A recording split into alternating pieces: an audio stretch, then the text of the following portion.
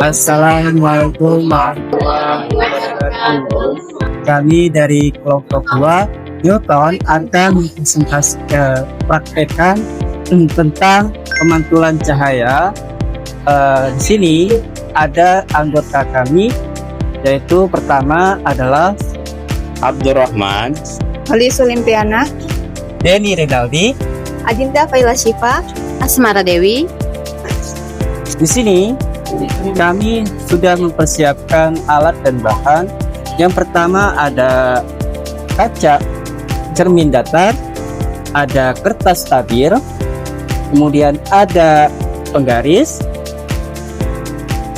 ada senter, ada lilin, ada lensa cembung, ada lensa cekung, kemudian ada celahan cahaya, ada tempat celahan cahaya, kemudian ada busur, dan yang terakhir ada. Itulah alat dan bahan kami yang praktekkan ini.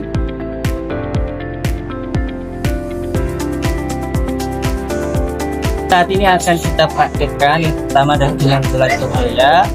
Pertama, kita sudah menemukan cahayanya, yaitu cara kita menggunakan celahan cahaya atau celahan ini, kemudian kita senterkan, maka akan menghasilkan pantulan cahaya. Nah, setelah itu kita berikan kaca. Nah, kaca ini adalah cermin datar.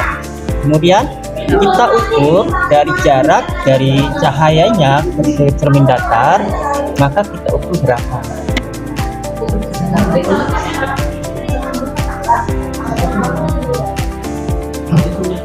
Kemudian ini kita akan gariskan, yaitu garis namanya titik fokus, titik pusat pada cahaya.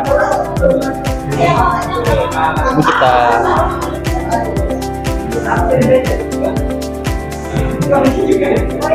kemudian kita lihat cahayanya di dalam cermin datar itu akan disebut dengan maya. Maka kita ukurkan, dan ini cahaya ini dia akan lurus ataupun akan berbelok atau gimana gitu ya. Maka kita lihat, maka cahayanya akan ke arah bagian atas. Ini yang ini kan? Ya berarti dia 100 Sudah 10 derajat. Sama 90 tadi. Dari hasil percobaan pemantulan cahaya pada cermin datar, dapat disimpulkan bahwa cermin datar memantulkan cahaya dengan sudut datang sama dengan sudut pantul. Bayangan yang dihasilkan oleh cermin datar bersifat tegak, sama besar dengan bendanya, maya, dan berjarak sama dari cermin seperti jarak benda aslinya. Dengan demikian, percobaan ini membuktikan bahwa cermin datar memenuhi hukum pemantulan cahaya dan menghasilkan bayangan maya yang memiliki sifat khas seperti pada cermin biasa di kehidupan sehari-hari. Pada percobaan ini, kita menggunakan lilin sebagai objek dan cermin cembung sebagai media pemantulan cahaya. Lilin dinyalakan dan diletakkan di depan cermin cembung. Ketika cahaya dari lilin mengenai permukaan cermin, sinar dipantulkan dan menyebar atau bersifat divergen. Saat diamati, bayangan lilin tampak berada di belakang cermin. Bayangannya terlihat tegak, namun ukurannya lebih kecil dibandingkan lilin asli. Selain itu, bayangan tidak dapat ditangkap oleh layar, karena cermin cembung bayangannya terbentuk sifat maya dan tidak nyata. Bayangan hanya dapat dilihat langsung melalui mata. Inilah alasan mengapa cermin cembung banyak digunakan pada kendaraan spion dan cermin keamanan. Cermin ini memperluas bidang pandangan sehingga objek di area lebih luas tetap bisa terlihat walaupun tampak lebih kecil.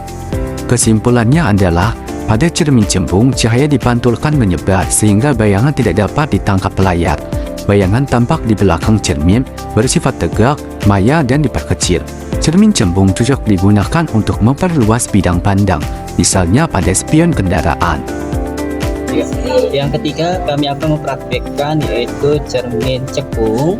Nah, cermin cekung ini ketika kita menghidupkan lilin pada apinya, kemudian pantulan cahaya api ini ke bagian cekung akan memantulkan ke bagian kertas tabir. Nah, seperti ini contohnya, dia akan memantulkan di bagian kertas tabirnya.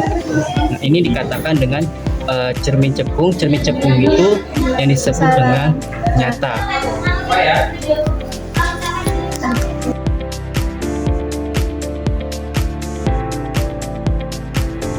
Kesimpulannya adalah, pada cermin cekung, cahaya dipantulkan dan cenderung berkumpul. Jika benda berada di luar titik fokus, bayangan yang dihasilkan nyata, terbalik, dan dapat ditangkap layar. Namun, jika benda berada lebih dekat dari titik fokus, bayangan menjadi maya, tegak, dan diperbesar. Cermin cekung cocok untuk alat yang memerlukan bayangan besar atau cahaya terfokus seperti kaca rias, senter, dan lampu kendaraan. Inilah hasil dari percobaan kami. Kami akhiri, wassalamualaikum warahmatullahi wabarakatuh.